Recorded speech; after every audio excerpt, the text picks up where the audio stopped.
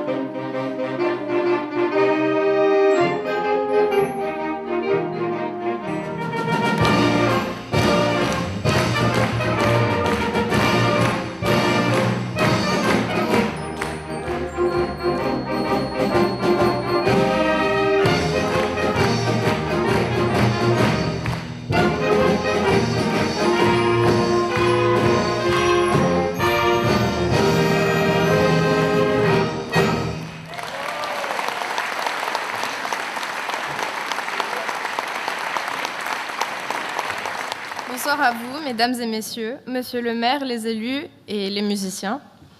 Tout d'abord, je souhaite vous remercier de votre présence ce soir. C'est un honneur de prononcer mon premier discours face à vous aujourd'hui. Je tiens à vous souhaiter tous mes vœux les plus chaleureux pour cette nouvelle année, qu'elle soit pleine de réussite, de bonheur, de santé et d'amour. Car que serait-on sans amour ? Il est vrai que nous vivons en communauté au quotidien. Nous partageons ce monde, cette patrie, mais surtout cette ville. Et pour ma part, je pense qu'il est important de savoir s'aimer les uns les autres et que la ville dans laquelle vous vous trouvez la majeure partie du temps vous renvoie une image d'amour, de paix et de solidarité afin que vous vous y sentiez à l'aise. C'est l'image que me renvoie cette ville, Talange. Lorsque j'étais plus jeune, j'ai commencé à m'y intéresser, à visiter, à analyser les moindres détails des choses qui composent cette ville. Et depuis, j'ai grandi. Aujourd'hui, je suis élue au conseil municipal des jeunes.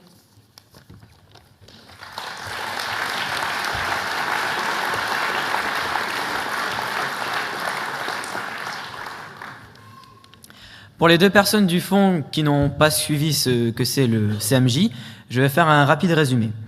Alors, nous sommes un groupe d'une vingtaine de jeunes entre 13 et 17 ans qui nous réunissons et agissons pour les jeunes et pour la ville. J'en profite pour remercier quelques personnes sans qui tout cela ne serait pas possible. Alors, merci au conseil municipal et à monsieur le maire d'avoir créé le conseil municipal des jeunes et de nous donner les moyens de réussir nos projets. Et merci à Émilie qui nous guide et sans elle, nous serions vraiment en grande difficulté. Vous avez pu voir récemment le Square des Coccinelles, notre projet phare de l'année 2018, qui est l'aire de jeu pour enfants à la passerelle. Et encore plus récemment, notre campagne de sensibilisation avec des peintures fluo sur les trottoirs. Si vous ne les avez pas encore vues, je ne vais pas vous gâcher la surprise. Sûrement nombre d'entre vous ont des enfants. S'ils éprouvent l'envie de faire partie du CMJ, je vous recommande de les y pousser. Le conseil, c'est parler, débattre, mais aussi réaliser, ce qui nous permet de créer un véritable esprit d'équipe. Le CMJ permet de mettre ses compétences au service des autres, et c'est pour cela que je prends la parole ce soir, inciter les jeunes qui veulent nous rejoindre à le faire. Une élection sera prévue en mars et concernera les élèves de 5e et de 4e. Ils reprendront le flambeau avec brio, j'en suis sûr. Les informations passeront de façon plus détaillée dans les mois à venir. Pardon.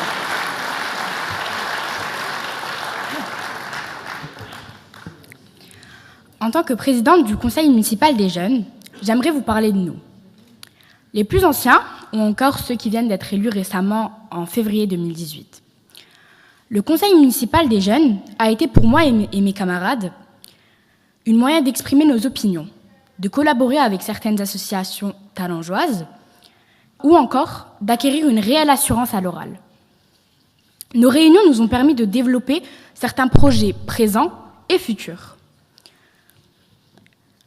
Notre gros projet pour l'année 2019 est de créer un parcours sportif tout au long du canal et d'y ajouter des jeux pour les enfants.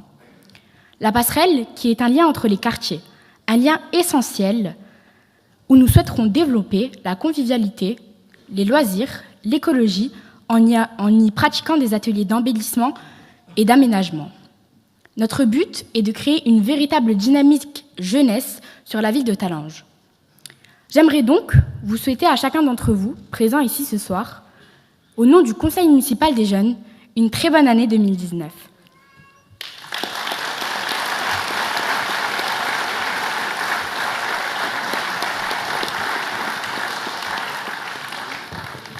Voilà, merci à tous ces jeunes. Merci bien.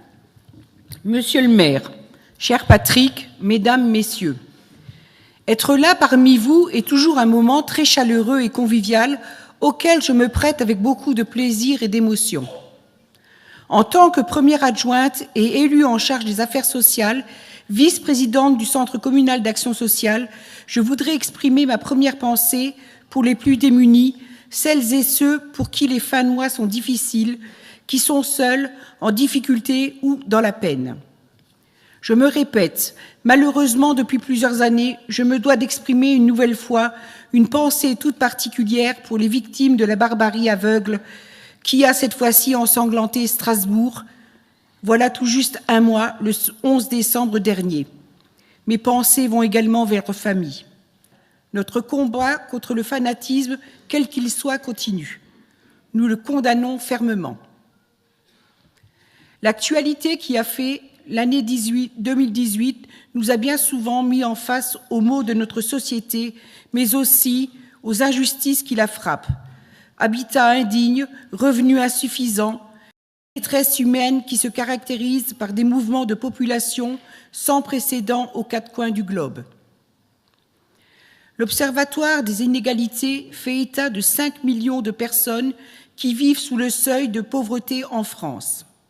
Et si on ajoutait à ces 5 millions les précaires, ceux qui sont trop justes en fin de mois, les accidentés de la vie, à combien arriverait-on ?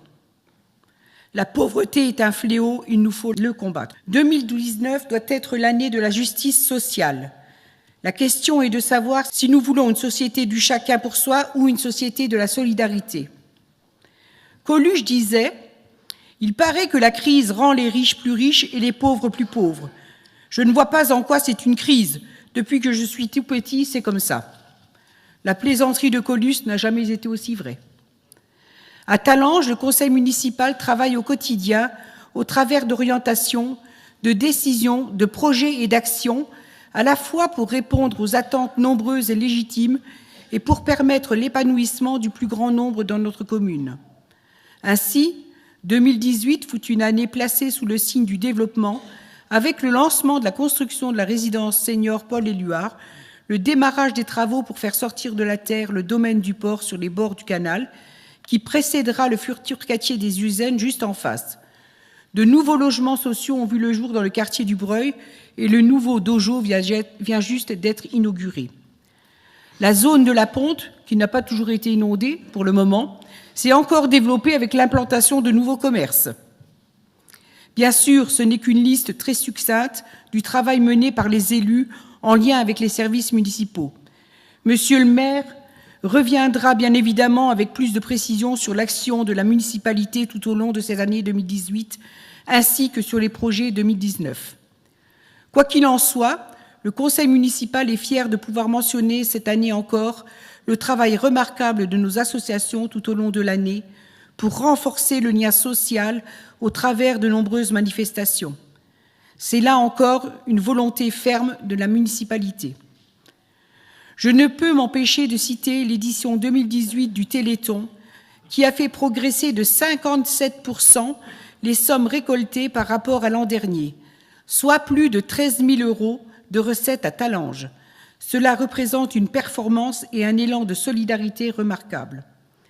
Je ne peux non plus oublier de citer le succès grandissant de la Talangeoise, cette petite course qui sert la grande cause de la recherche contre le cancer et qui chaque année rassemble petits et grands dans un esprit festif. 400 participants y ont pris part en 2018.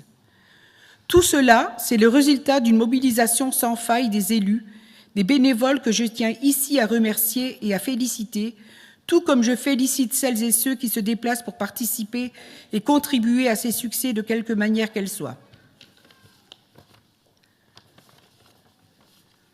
Pour finir, le conseil municipal, dont je suis ce soir le porte-parole, tient à remercier l'ensemble des agents municipaux qui s'investissent au service des Talangeoises et Talangeois. Ils sont les petites mains qui gèrent, organisent, accompagnent, conseillent, nettoient, réparent. La liste est longue. Chacun, chacune, quelle que soit sa place, apporte sa pierre à l'édifice. Je terminerai mon propos en te remerciant, cher Patrick, pour ton action, ton investissement, souvent impressionnant, qui contribue à faire de Talange une ville qui se développe et où nous cultivons le goût du vivre ensemble. Je te présente donc, ainsi qu'à tes proches, ton épouse Adina, en mon nom personnel et au nom de l'ensemble des élus, tous mes vœux les plus chaleureux de réussite, de santé et de fraternité pour cette année qui, espérons-le, sera celle de la solidarité et de la tolérance. Mesdames, Messieurs, recevez également les vœux de l'ensemble du conseil municipal de Talange. Je vous remercie pour votre attention et laisse maintenant la parole à Monsieur Patrick Abat, maire de Talange.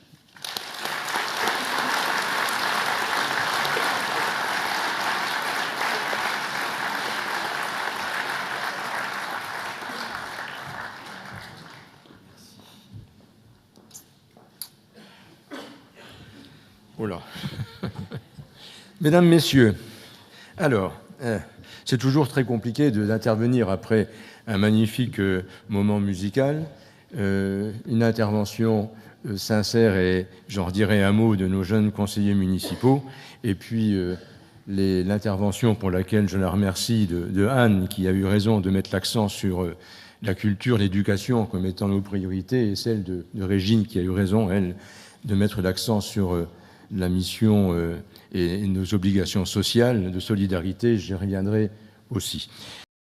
Mesdames, Messieurs, je voudrais commencer mon intervention, une fois n'est pas coutume, par quelques bonnes nouvelles. En tout cas, quelques bonnes constatations. D'abord, la toute petite boule bleue qui est accrochée dans l'univers et qui a bien voulu nous donner l'asile, je parlais de la Terre, bien sûr, continue à tourner autour du Soleil et semble toujours capable de supporter notre humanité. C'est déjà pas mal. Par ailleurs, le monde n'est pas à feu et à sang, et la perspective d'une troisième guerre mondiale n'est pas encore d'actualité. Le continent européen est encore un espace de paix relative, et les institutions européennes constituent encore un cadre de relations apaisées entre les nations. Et la nôtre, de nation, ne s'est pas encore dissoute dans la violence généralisée ou l'élimination systématique de quelques boucs émissaires responsables de toutes nos difficultés. C'est pas si mal. Pour autant, la lutte contre le réchauffement climatique devient de toute évidence le cadet des soucis d'un nombre toujours plus important de grandes puissances, à la tête desquelles, d'ailleurs, se retrouvent de plus en plus souvent des dirigeants enclins au coup de force, au coup de gueule, au coup de tweet, enclins à cela, plutôt qu'aux préoccupations de paix, de respect mutuel, de lutte contre les intégrismes et de développement harmonieux des relations internationales. Développement des relations internationales dont on limite les contours à ce qu'on appelle, sans aucune pudeur, la guerre économique. Guerre économique dans le monde, comme en Europe, qui voit se développer avec autant de mauvaises fortunes présentes et à venir, aussi bien les paradis fiscaux que les gouvernements extrémistes et populistes. Dans cet environnement complexe, notre pays est en crise. Je pense au mouvement des Gilets jaunes, vous l'aurez compris. Mais je pense aussi au stylo rouge, ces enseignants qui se sentent eux aussi déclassés, peu considérés. La colère qui s'exprime est partagée par une grande majorité de nos concitoyens. Je ne parle pas de la colère que tentent de récupérer ceux qui voudraient en finir avec la démocratie représentative, ceux qui voudraient revenir sur l'abolition de la peine de mort. Moi, je parle de la colère liée au ras-le-bol des fins de mois difficiles, des fins de mois impossibles, et qu'une taxe sur les carburants est venue comme une goutte d'eau supplémentaire faire déborder un vase déjà bien rempli. Car le ras-le-bol et le sentiment d'injustice ne datent tout de même pas d'hier, il faut le reconnaître. Il s'inscrit dans les racines d'une histoire contemporaine qui a tourné le dos aux grands principes de l'esprit de Philadelphie, de l'Organisation internationale du travail et du Conseil national de la résistance. La crise de 2008 n'y a rien fait, aucune leçon n'a été tirée. De la fin des années 70 à aujourd'hui, depuis 40 ans, par conviction, en général à droite, ou par renoncement, forcément à gauche, ou par bêtise, à droite comme à gauche. On explique que les profits d'aujourd'hui feront les emplois de demain. On attend toujours. Que le coût du travail et le code du travail sont responsables du chômage. Que le premier de cordée, etc., etc., que le ruissellement des richesses, etc., etc. Résultat, qu'on le veuille ou pas, résultat, de moins en moins de services publics. Or, quand quelqu'un dans ce pays n'a plus rien, il ne lui reste qu'une chose, le service public. Quand quelqu'un dans ce pays est dans un territoire où il n'y a plus rien, il ne peut rester qu'une chose, le service public. De moins en moins de services publics, de plus en plus de précarité. Alors on habille cela et on parle d'assouplissement, de flexibilité. Non, de précarité dans les faits.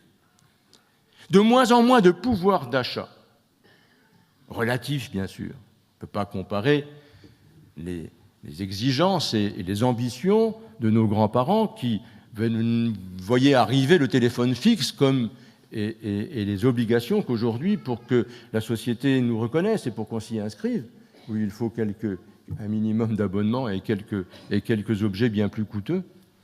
De moins en moins de pouvoir d'achat, ressenti en tout cas, de plus en plus de crainte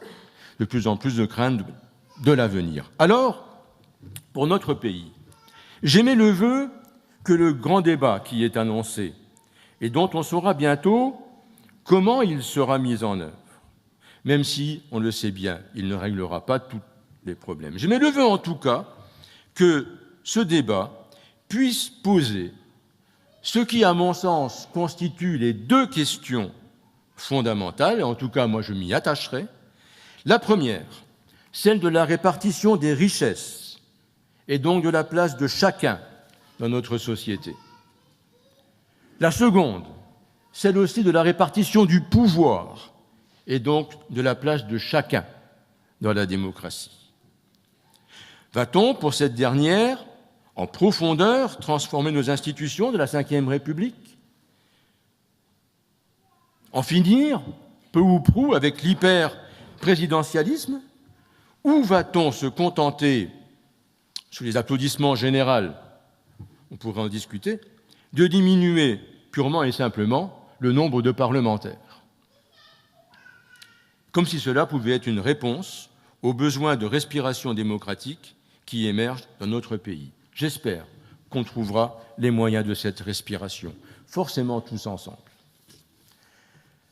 Concernant la première question et de la répartition des richesses, veut-on ou pas un système de sécurité, emploi, formation qui ne laisse personne au bord du chemin en situation d'assistanat, plutôt que de faire grand bruit et grand frais de quelques 0,5% de fraude tout à fait inadmissible dans le domaine de l'assurance chômage. Veut-on ou pas cesser les vagues de privatisation qui ne profitent qu'aux entreprises du CAC 40 et qui affaiblissent les services publics et les piliers de notre économie, énergie, transport, communication? Alors bien sûr, il y a les règles européennes. D'abord, il faut peser pour les changer. Mais surtout, il y a quand même des endroits où on pourrait s'en priver d'y obéir. Les autoroutes.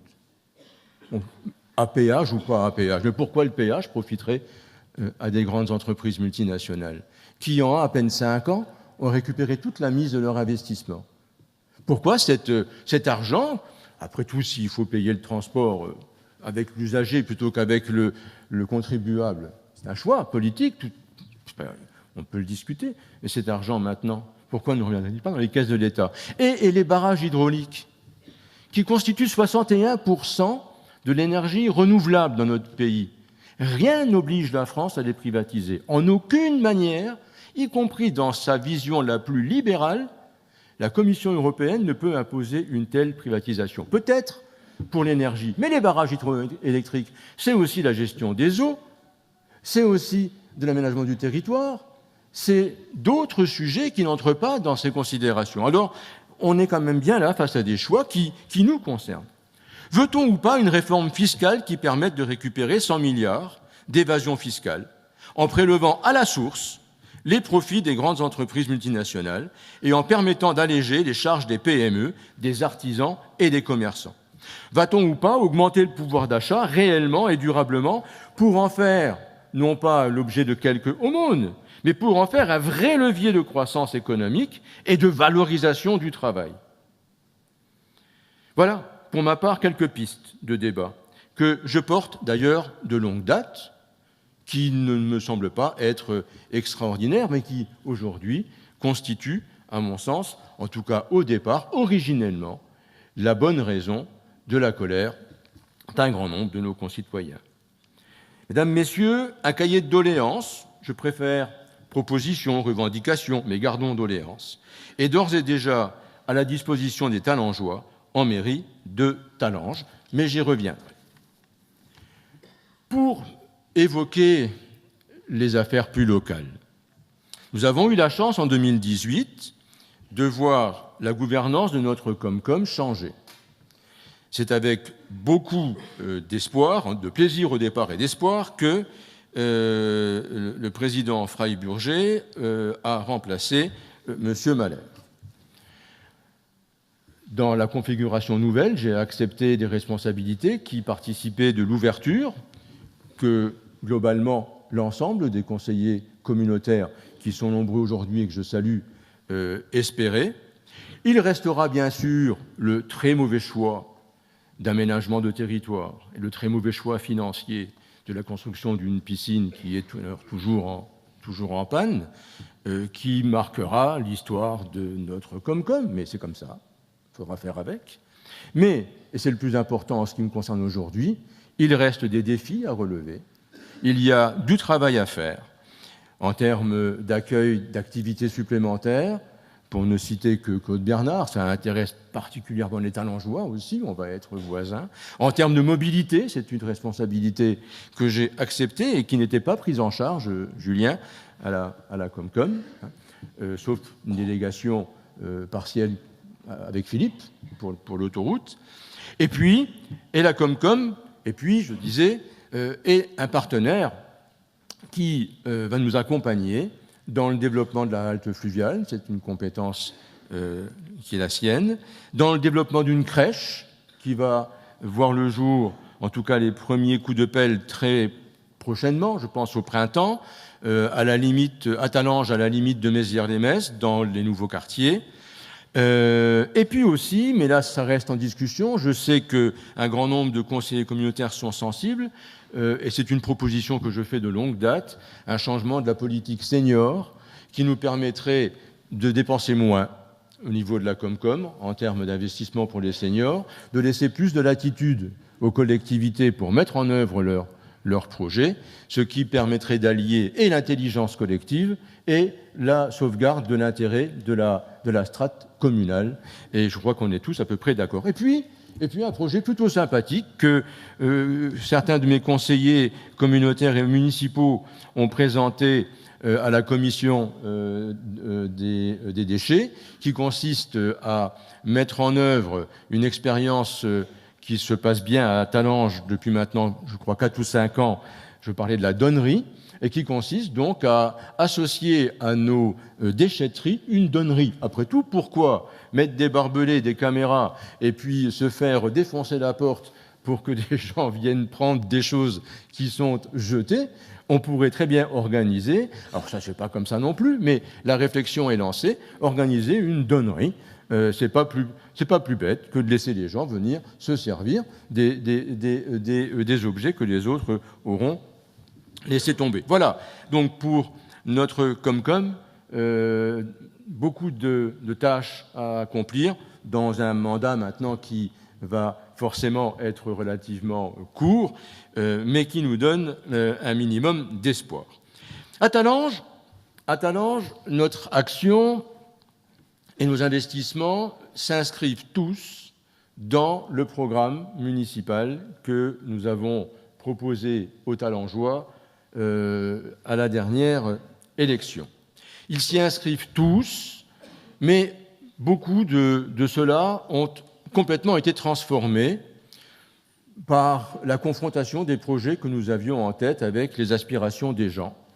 Je veux parler notamment du projet de la rue de l'Usine. On ne l'a pas encore fait, la réhabilitation, parce que nous, on s'était mis en tête, nous, de remettre une circulation à double sens.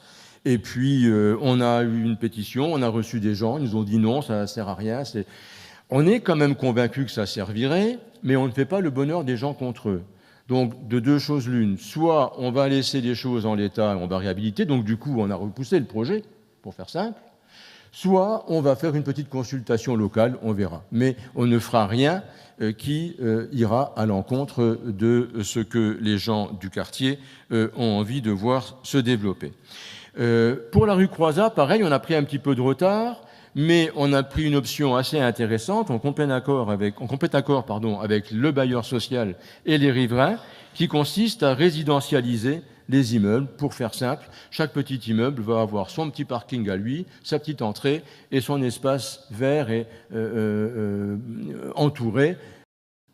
On a en la matière un gros souci, vous le savez, c'est la passerelle. On était parti au départ pour la réhabiliter. Nous sommes en train de regarder à carrément la transformer l'acier avec de l'aluminium, parce que visiblement, elle pourrit beaucoup plus vite qu'elle ne le devrait. C'est un problème technique, on s'en expliquera. L'eau du canal est saline et notre acier et son épaisseur ne supportent pas ces contraintes physiques. On a en projet, dans notre programme municipal, la réhabilitation partielle de la rue Pasteur. On devrait pouvoir la mettre en œuvre effectivement avant la fin de ce mandat. Nous avons fait de gros efforts et nous continuerons à les faire au centre-ville. Ça a été rappelé par Régine, le premier anniversaire de l'EHPAD, les logements seniors qui sont en construction, le centre de dialyse qui est en construction aussi. Nous maîtrisons maintenant les locaux des rez-de-chaussée qui étaient un petit peu à l'abandon. Ils sont maintenant municipaux, donc on pourra en faire quelque chose d'intéressant. Et ils sont à la disposition, je lance l'appel au cas où, des professions médicales en particulier. Et nous avons, avec les gens du quartier, les copropriétaires et leurs syndics, là aussi, réfléchi et mis en œuvre un objectif de résidentialisation. Nous travaillons et nous devrions très prochainement au conseil municipal acter le premier petit coup de pioche administrative à la création de parkings supplémentaires autour du centre de dialyse, autour de la maison de retraite et autour des logements seniors. Je ne vais pas évoquer longtemps la zone de la Ponte, la zone du Triangle, la zone nord. Je remercie les promoteurs locaux qui sont là et qui nous ont accompagnés, comme je remercie le promoteur qui nous accompagne sur les logements seniors. Il s'agit donc de Blue Habitat. Pour la Ponte, le Triangle, la zone nord, c'est principalement, ils sont là aussi, M. Éric Sancerre et M. Léonori. Ces zones se développent correctement. On n'a pas de soucis particuliers et bien sûr, elles ne sont pas inondées. Je tiens d'ailleurs à rappeler que le travail que nous avons fait, qui a consisté à faire une espèce de grosse éponge, zone de compensation le long de la Moselle, a, pour l'instant, systématiquement évité les inondations classiques, historiques à Talange, notamment au village et dans les quartiers de Talange-Centre, comme on dit. Mais, comme par miracle, mais ça a été vécu chez les voisins aussi, c'est maintenant au Breuil que nous sommes embêtés. Alors, on l'a, je crois, déjà expliqué, mais je veux le rappeler ici. Nous avons commandé, et elle va se terminer, une étude au syndicat mixte d'aménagement de la Barche pour faire un diagnostic complet de toute la problématique d'eau et d'évacuation. Et puis, on a déjà commencé à travailler. Je m'y étais engagé lorsque, en pleine nuit, durant les inondations, j'ai rendu visite rue des Colombes à des gens qui étaient bien embêtés parce qu'ils étaient vraiment dans l'eau jusqu'aux genoux. On a déjà commencé à rajouter des avaloirs qui se sont effectivement avérés absolument utiles pour améliorer la situation. Nous avons fait un certain nombre de travaux importants dans les écoles de désamiantage, dans nos équipements publics en termes d'accès handicapé. Nous mettons en route là, dans la semaine prochaine, je crois, ou 15 jours, un ascenseur à la maison des associations. On va en profiter pour désamianter, puisqu'on va taper dans le sol, donc forcément, il faut tout traiter. Et tout cela, nous l'avons fait sans augmenter les impôts, en tout cas la part locale, depuis près de 10 ans maintenant.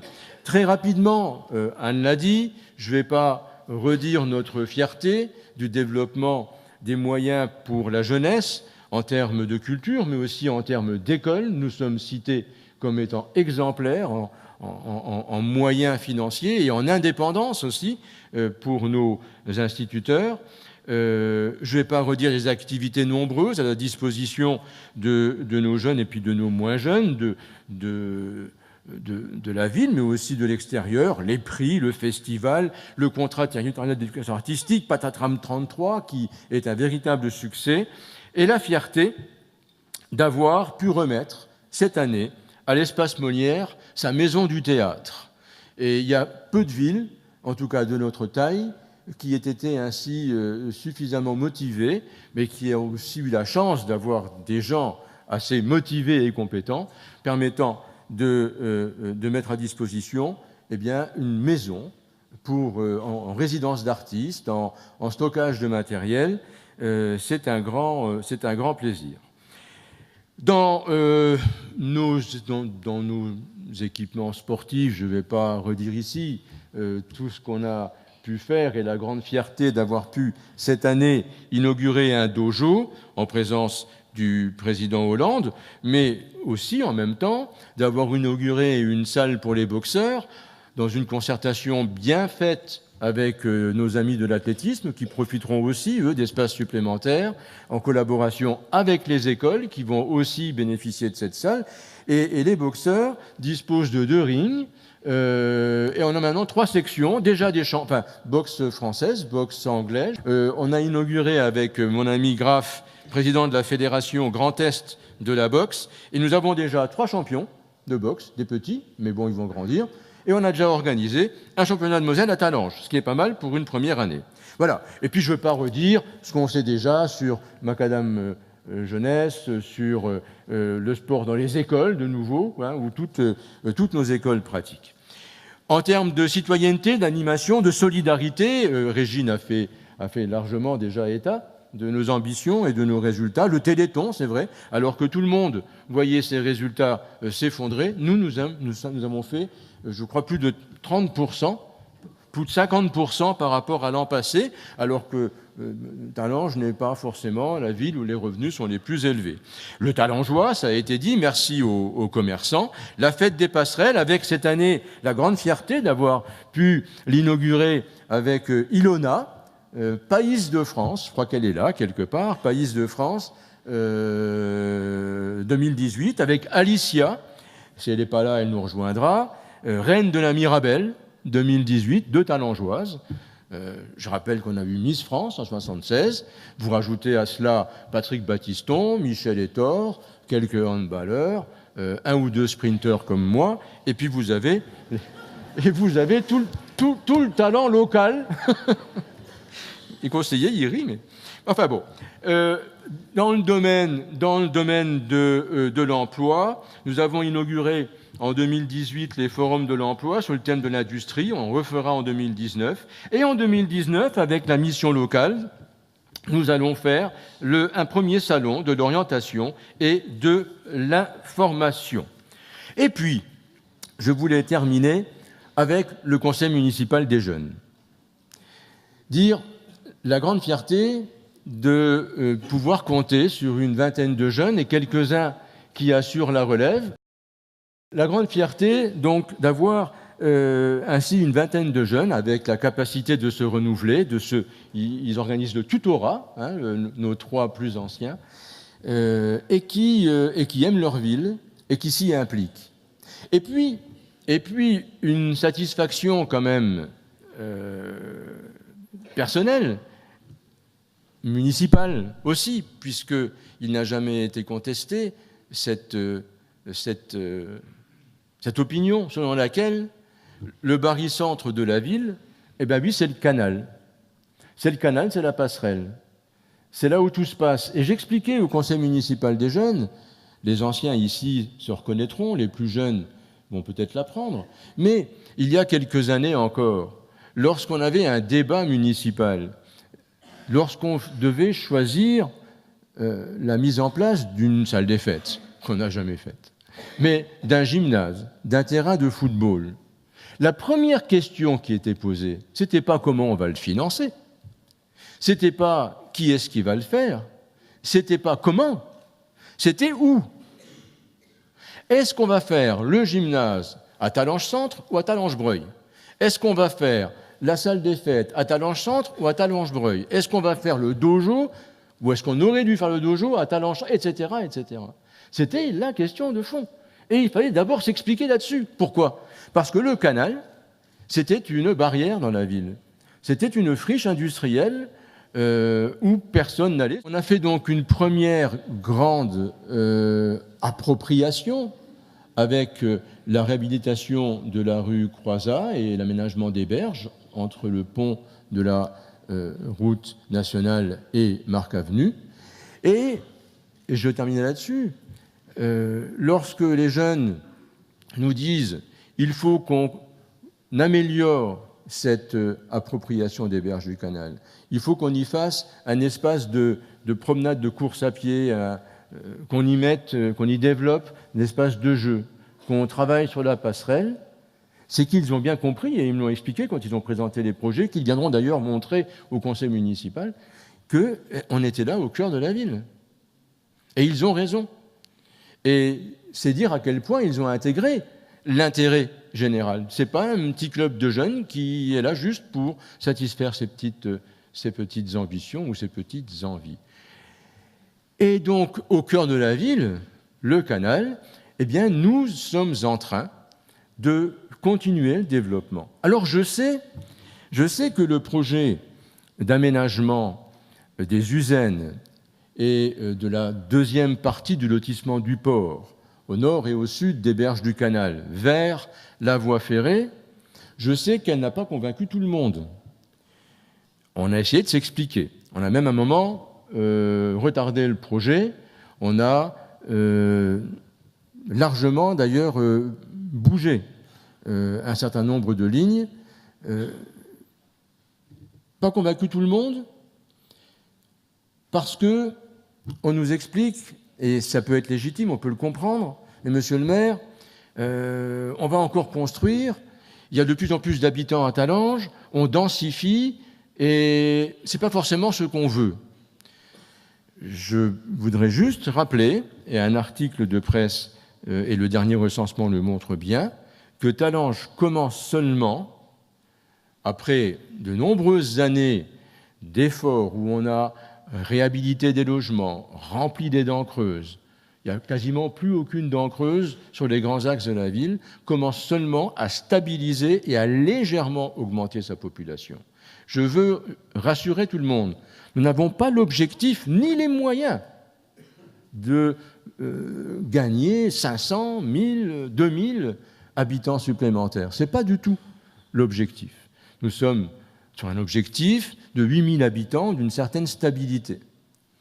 Et il est absolument nécessaire de garder cette population. Il est absolument nécessaire d'accueillir des jeunes couples et de leur proposer des logements et des maisons qui sont adaptés à leurs ambitions d'aujourd'hui. On ne peut pas laisser vieillir une population. Il en va de l'intérêt de nos écoles, de nos associations. Que ferait-on d'un dojo, d'un gymnase, d'une école, si on n'a pas le renouvellement de la population? Et on sait très bien que dans nos quartiers, à Talange en particulier, rue de l'Usine, Grand Rue, l'habitat n'est plus propice à accueillir ou est trop souvent peu propice à accueillir des nouvelles générations d'habitants. Nous avons un besoin de rééquilibre, mais pas d'augmentation infernale, de densification absolue. Alors on nous dit aussi, mais on le comprend, et d'ailleurs on a un petit peu bougé les choses, vous allez supprimer un magnifique espace vert, un endroit où, c'est vrai, sauf que je tiens quand même ici très tranquillement, nous sommes quelques-uns à être talangeois depuis très longtemps, à rappeler que l'espace vert en question n'était l'objet d'aucune espèce de prospection dominicale. Personne n'y allait. Il n'était pas entretenu. Personne ne s'y promenait. Et les berges du canal n'étaient capables d'accueillir que quelques malheureux pêcheurs qui avaient du mal à mettre leur voiture.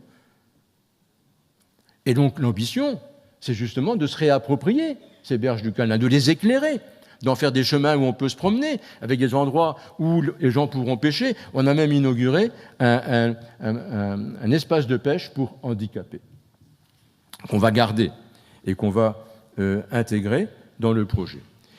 Et puis, on nous a aussi dit qu'on mettait des maisons trop proche du quartier existant. Et là, on a écouté les gens qui étaient, on peut le comprendre, plutôt inquiets, puisqu'on a, avec le promoteur, que je remercie, réussi à bouger le projet en accord avec la commission urbanisme, et le lotissement du port sera entouré par un écrin de verdure et par un cheminement qui fera office aussi de promenade. Et les arbres de l'opération Un arbre, un enfant de la ville seront replantés. Je veux surtout qu'on retienne cette nécessité pour le développement de notre ville, pour ses finances et pour ses institutions, de réussir à renouveler et à stabiliser la population. Par contre, parce qu'il y a que les imbéciles qui ne changent pas d'avis, ou il serait criminel de ne pas écouter les inquiétudes, les services le savent, ça va être compliqué, mais le projet côté sud, donc là où il y aura la crèche qui va s'installer, bien, le côté sud ne sera pas développé avec la densification qui avait été prévue au départ. On va réfléchir à faire quelque chose d'un peu plus soft, comme on dit, et de préserver encore un petit peu plus les lieux de promenade qui seront aménagés. Je répète, il ne s'agit pas juste de garder des endroits inaccessibles où il n'y a que les sangliers qui s'y promenaient. Voilà. Ce que je voulais dire ici, terminer avec ce dossier, parce qu'il est emblématique, de nos engagements et de leur fondement, de notre attachement, mais aussi de notre capacité à prendre en compte un certain nombre de préoccupations. Je voudrais, sans en rajouter, remercier l'ensemble du personnel communal pour son travail, le personnel de la régie municipale aussi, celui du CCAS, les bénévoles du CCAS, les bénévoles de l'Office culturel municipal, de l'Office municipal des sports, l'ensemble des associations, avec un petit clin d'œil particulier pour celle des commerçants, qui était un objectif politique municipal. On s'était engagé à faire en sorte que l'association des commerçants, qui avait, du fait de l'âge de nos anciens commerçants, n'existait plus, on s'était engagé à faire en sorte qu'elle renaisse. C'était un travail sympathique, intéressant, et elle renaît.